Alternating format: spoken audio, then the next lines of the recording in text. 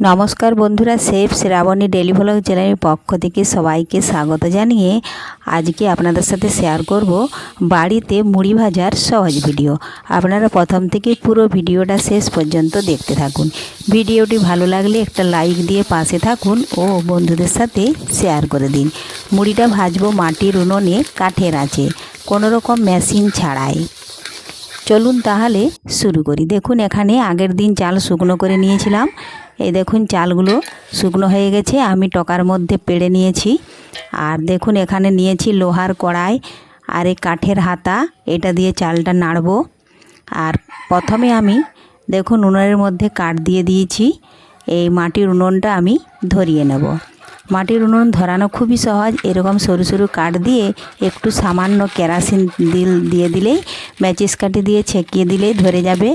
তাও যদি না হয় কেরোসিন, তাহলে কিন্তু পলিথিন, যে বাচ্চারা ফাস্টফুড খাবার খায়, সেই পলিথিনগুলো দিয়ে ম্যাচিস কাঠি দিয়ে ধরিয়ে দিলেও কিন্তু অনেকক্ষণ জ্বলতে থাকে, কাঠগুলো ধরে যায়।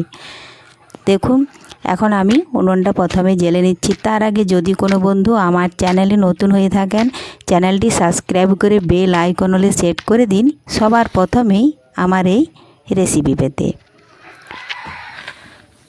তো দেখুন বন্ধুরা, উনুনটা জ্বেলে নিয়েছি আর চালটা দেখুন আমি এইভাবে বেশ কিছুক্ষণ একটু গরম করে নেব। যেহেতু শুকনো করে নিয়েছি চালটা, শুকনো চাল নাড়তে কিন্তু বেশি সময় লাগে না। যদি চালটা শুকনো না হয় তাহলে কিন্তু অনেকক্ষণ চালটা নাড়তে হয়। এই দেখুন এইভাবে চালটা নেড়ে আমি নামিয়ে নেব। মুড়ি ভাজা বাড়িতে খুবই সহজ, একবার দেখলে আপনারাও যে কেউ বানিয়ে নিতে পারবেন খুব সহজেই। এইভাবে হালকা আঁচে প্রথমে চালটা নেড়ে নামিয়ে নেব গরম করে। দেখুন বন্ধুরা, পুরো ভিডিওটা দেখাতে গেলে অনেকটা ভিডিওটা বড় হয়ে যাবে। আমি দেখুন চালটা গরম করে নামিয়ে নিয়েছি। হাত দিয়ে দেখুন মুঠো করা যাচ্ছে। আর এখানে দেখুন কড়াইয়ের মধ্যে বালি দিয়ে গরম হতে দিয়েছি বালিগুলো। আর দেখুন বেশ কিছুদিন জল হওয়ার পরে মাটিটা কিন্তু স্যাঁতস্যাঁতে ভাব হয়ে গেছে। এজন্য নিচে পলিথিন দিয়েছি, তার উপরে মলাট পেপার দিয়েছি, তাহলে মুড়িগুলো নষ্ট হয়ে যাবে না। এই দেখুন কত দূর পর্যন্ত দিয়েছি। এখন আমি বালিটা ভালোভাবে গরম হয়েছে কি না দেখে নেব। প্রথমে দেখুন কুচি দিয়ে এইভাবে নাড়াচাড়া করে নিচ্ছি। এখন ওই সামান্য পরিমাণে কিছুটা চাল দিয়ে, দেখুন এইভাবে কিছুটা চাল দিয়ে নাড়াচাড়া করব। যদি তাড়াতাড়ি ফুটে ওঠে চালগুলো তাহলে জানবো গরম হয়ে গেছে। আর যদি অনেকক্ষণ দেরি হয় তাহলে জানবো ভালোভাবে গরম হয় না। দেখুন ভালোভাবে গরম হয় না, কিছুক্ষণ দেরিতে মুড়িগুলো ফুটলো। আর যদি খুব বেশি গরম হয়ে যেত তাহলে কিন্তু চাল দেওয়ার সাথে সাথেই কিন্তু নাড়াচাড়া করলে ফুটে উঠত। তাহলে আরও কিছুক্ষণ আমি জালটা দিয়ে দিই, তারপরেই চাল দেব। এইভাবেই কিন্তু বাড়িতে আমরা মাটির উনুনে কাঠের আঁচে মুড়ির চাল ভেজে নিই। দেখুন এখন গরম হয়ে গেছে, আমি কিন্তু একটু বেশি করে চাল দিলাম। এখন দেখুন এইভাবে কুচি দিয়ে নাড়াচাড়া করতে করতে দেখুন কত সহজে মুড়িগুলো খুব সুন্দর ফুলের মতন ফুটে উঠছে। সমস্ত মুড়িগুলো যখন ফোটা হয়ে যাবে তখন কিন্তু মুড়ি ফুটলে যে একটা আওয়াজ হয়, সেই আওয়াজটা আর হবে না। তখন মুড়িগুলো দেখুন কুচি দিয়ে এইভাবে আমি বের করে নেব। এই দেখুন একটা মুড়িও পুড়ে যাবে না। সমস্ত মুড়িগুলো দেখুন কুচির সাহায্যে আমি বের করে নিচ্ছি। আর বাড়ির ভাজা মুড়ি খাওয়া কিন্তু শরীরের পক্ষে খুবই ভালো। যারা বাড়ির ভাজা মুড়ি খায় তারাই কিন্তু এই মর্মটা জেনে থাকে। আমরা যা মেশিনের ভাজা বা প্যাকেট মুড়ি অনেকেই খেয়ে থাকে, ওই মুড়িটা কিন্তু স্বাস্থ্যের পক্ষে অতটাও সুরক্ষিত নয়। কিন্তু তবু যারা ভাজতে না পারে তারা কিন্তু অনেক সময় খেয়ে থাকে। আর এই পদ্ধতিতে যদি আপনারা মুড়ি ভাজান, একদম ঠিকঠাকভাবে বাড়িতে মুড়িটা ভেজে নিতে পারবেন। দেখুন আমি আবারও কিছুটা চাল দিয়ে দিয়েছিলাম। ওই একই রকমভাবে দেখুন কুচির সাহায্যে সমস্ত চালগুলো মুড়ি ফুটে গেছে আর বের করে নিচ্ছি। এইভাবে আমি সমস্ত চালগুলোই দেখুন ভেজে নেব। মুড়ি ভাজার পুরো ভিডিওটা যদি আমি প্রথম থেকে শেষ পর্যন্ত দেখাতে যাই তাহলে ভিডিওটা অনেকটা বড় হয়ে যাবে। এই দেখুন, আর এই যে কিছুটা চাল আছে, অনেক চাল ভেজে নিয়েছি। ওটা বললাম আগেই যে পুরো ভিডিওটা দেখাতে গেলে অনেকটা ভিডিওটা বড় হয়ে যাবে, এজন্য আমি মাঝটা কিন্তু দেখাই না, প্রথমটা আর এই দেখুন শেষটা দেখাচ্ছি। জাল কিন্তু একরকমভাবে দিয়ে যেতে হবে। আর বালি যদি ঠান্ডা হয়ে যায়, জাল যদি না দেওয়া হয় তাহলে কিন্তু মুড়িটা হবে না, একদম ছোট ছোট চাল ভাজা মুড়ি হবে। এই জন্যই বলি কাঠের আঁচ কিন্তু কমানো যাবে না, একই রকম জাল দিতে হবে।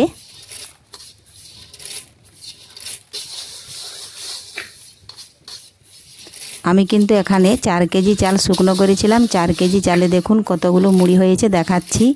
এই দেখুন বন্ধুরা কত মুড়ি হয়েছে 4 কেজি চালে। এইভাবে যদি 4 কেজি চাল ভাজা হয় তাহলে কিন্তু অনেক দিন চলে যাবে 4-5টা মেম্বারের পক্ষে। এই দেখুন এখন কুলোর মধ্যে কুড়িয়ে একটু ছিদ্র দেওয়া চালনির মধ্যে চেলে নেব। তার আগে দেখুন বিছিয়ে দিলাম একটা চট বিছিয়ে দিয়েছি, কারণ যেহেতু মাটিটা ভিজে আছে, যদি এমনিতে চেলে নিই তাহলে কিন্তু চালা মুড়িগুলো দড়ি হয়ে যাবে, মিয়ে যাবে।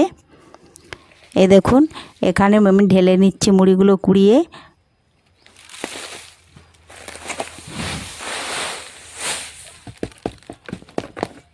ঢেলে নিয়েছি, এখন হাত দিয়ে একটু নাড়াচাড়া করে দেব, তাহলে যদি বালি দিয়ে যেহেতু ভাজা হচ্ছে তাহলে বালিগুলো কিন্তু তলায় পড়ে যাবে, চালনির তলায় পড়ে যাবে।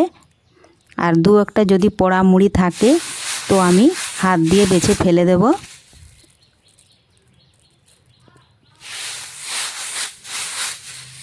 এই দেখুন বন্ধুরা, হাত দিয়ে এইভাবে নাড়াচাড়া করে চালুনটা একটু হাত দিয়ে ঘুরিয়ে নেব, তাহলেই কিন্তু মুড়িটা চেলে নিয়ে আর ডাব্বার মধ্যে কুড়িয়ে নেব। তো আপনারাই তো দেখলেন কতটা মুড়ি ভাজা সহজ। তো এই পদ্ধতিতে আপনারাও বাড়িতে খুব সহজেই মুড়িটা ভেজে নিতে পারবেন।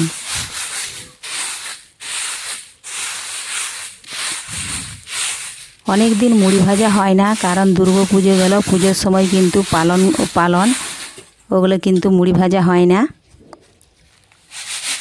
এই দেখুন এইভাবে একটু নাড়িয়ে দিচ্ছি, তাহলে দেখুন ছোট ছোট মুড়ি আর বালি কিন্তু নিচে গলে গেছে। এখন কুলোর মধ্যে আবারও কুড়িয়ে আমি ডাব্বার মধ্যে ঢেলে নেব। এই দেখুন এই কুলোটাতে কুড়িয়ে ছোট ছোট ডাব্বা কিংবা বড় জারকিনও আপনারা ঢেলে নিতে পারেন, ওটা আপনাদের পছন্দ মতো জায়গায় আপনারা ঢেলে নেবেন। কত সুন্দর মুড়িগুলো দেখতে হয়েছে দেখুন, দেখলেই মুড়িগুলো খেতে ইচ্ছে করবে।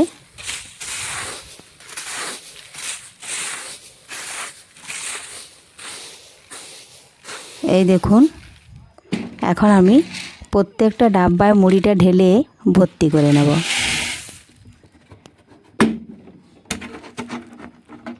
এই যে দেখুন এই ডাব্বাগুলো নিয়েছি, এগুলোতে কিন্তু 4 পাই করে মুড়ি ধরে। এই দেখুন ভর্তি করে নিচ্ছি।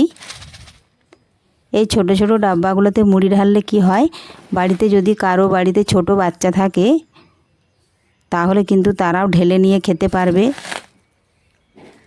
আর বড় জায়গাতে ঢেলে নিলে তারা কিন্তু ঢালতে পারে না, এই জন্যই এই ডাব্বাগুলোতে ঢাললে খুব সুবিধা। এই দেখুন, আর এই দেখুন যে চালা মুড়িগুলো আছে সেগুলোও কিন্তু আমি এইভাবে কুলোর মধ্যে চেলে এক সাইড করে নিয়েছি। দেখুন ডাব্বাগুলো আমি ভর্তি করে নিয়েছি। তো আজকে এই আমার মুড়ি ভাজার ভিডিও আপনাদের কেমন লেগেছে কমেন্ট করে অবশ্যই জানাবেন। পুরো ভিডিওটা ভালো লাগলে লাইক শেয়ার সাবস্ক্রাইব করে আমার পাশে থাকবেন। এই দেখুন এখন পলিথিনগুলো আমি কুড়িয়ে নিচ্ছি। আর মুড়ি ভাজা হয়ে গেলেই দেখুন আমাদের বাড়িতে ওই গরম উনুনটাতে যে আঁচ থাকে, সেই আঁচে কিন্তু সকালবেলায় মুড়ি দিয়ে খাবার জন্য দেখুন আমি এখানে মুগ কলাই সেদ্ধ করার জন্য দেখুন প্রেসার কুকারে দিয়ে দিয়েছি, তাহলে আর গ্যাস পুড়বে না। দেখুন এই আঁচেই কিন্তু সেদ্ধ হয়ে যাবে। আর এই দেখুন যে বালিগুলো পড়ে আছে বালিগুলো কুড়িয়ে রেখে দেব, তাহলেই কিন্তু মুড়ি ভাজা কমপ্লিট। তো ধন্যবাদ, আজকের মতো এখানেই শেষ করছি। ফিরে আসবো আবারও নতুন কোনো রেসিপি নিয়ে। ধন্যবাদ, সবাই ভালো থাকবেন।